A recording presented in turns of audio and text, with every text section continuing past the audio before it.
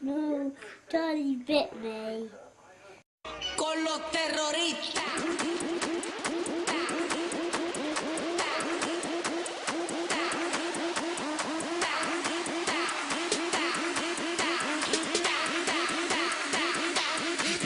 Harlem Shake. What the? My kitty is playing the piano! Con los terroristas. L'Internet, un médium de l'information reliant les usagers aux quatre coins de la planète.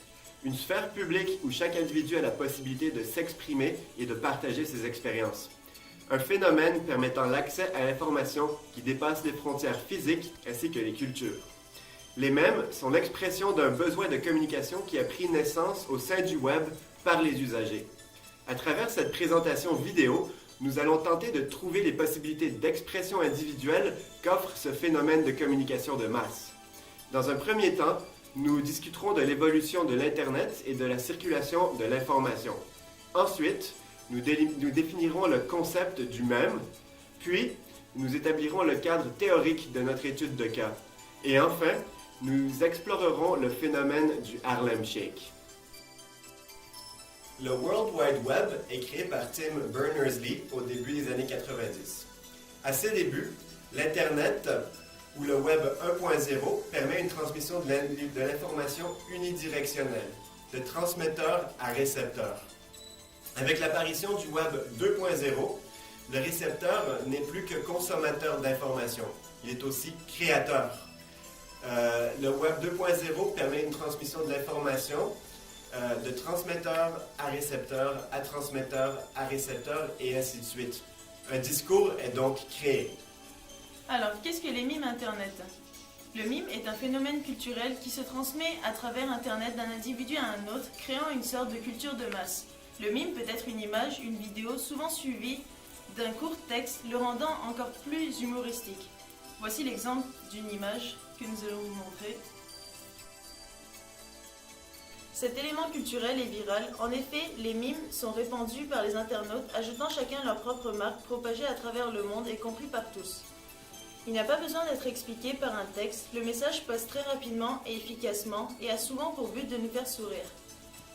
Il est également utilisé de plus en plus en marketing, dans les publicités, pour ainsi créer le buzz, sachant que cela fonctionne.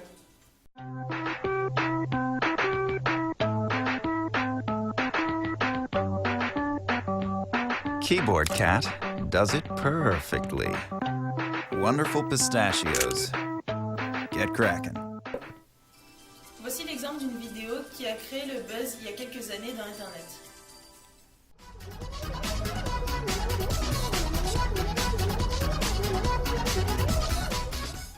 Pourquoi les gens s'accrochent à ça et pourquoi ce phénomène marche autant?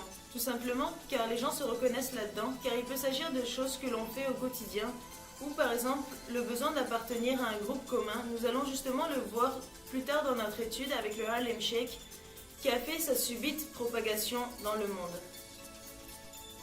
Bien que les mimes soient un phénomène de masse, leur réception reste une expérience individuelle.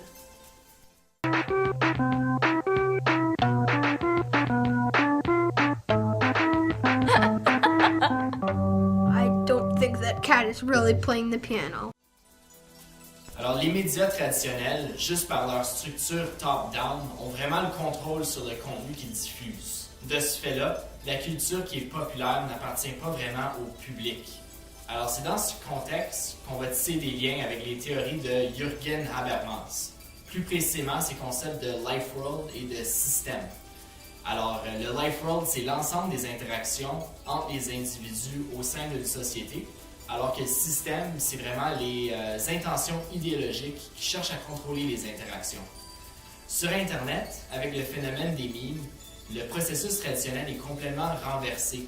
Même si les objets viennent de la culture populaire, les images et les clips audio appartiennent à des artistes et à des compagnies, mais dès que les gens s'approprient ces objets, ils deviennent maintenant partie de leur expression individuelle.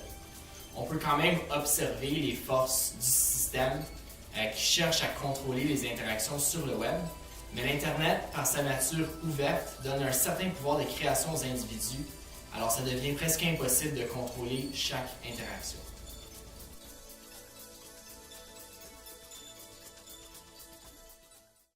Con los terroristas.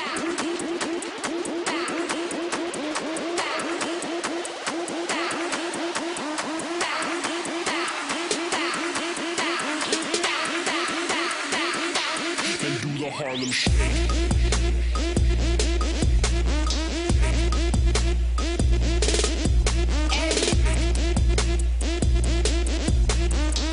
Con los terroristas. Le phénomène du Harlem Shake a commencé le 2 février 2013, alors qu'un groupe d'amis en Australie ont mis en ligne une vidéo d'environ 30 secondes. Leur danse extravagante avec la musique entraînante du DJ Bauer a capté l'attention des internautes partout dans le monde. Seulement 2 semaines plus tard, la chanson Harlem Shake est la plus téléchargée sur iTunes aux États-Unis et plus de 40 000 vidéos différentes sont accessibles sur YouTube. Malheureusement pour Bauer, sa popularité a attiré quelques problèmes. Dans sa musique, il a utilisé des clips audio qui appartenaient à d'autres artistes sans avoir demandé leur permission. Alors à la suite des batailles légales, il pourrait se voir perdre une grande partie de ses gains. Mais même si la chanson appartient aux artistes qui l'ont créée, le meme du Harlem Shake appartient à la communauté Internet.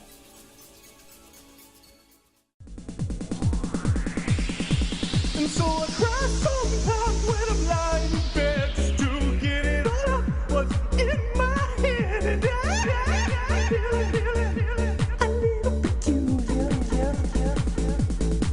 And so I wake in the morning and I step outside and I take a deep breath and get real high. And I feel the top of my lungs, what's going on? And I say, hey,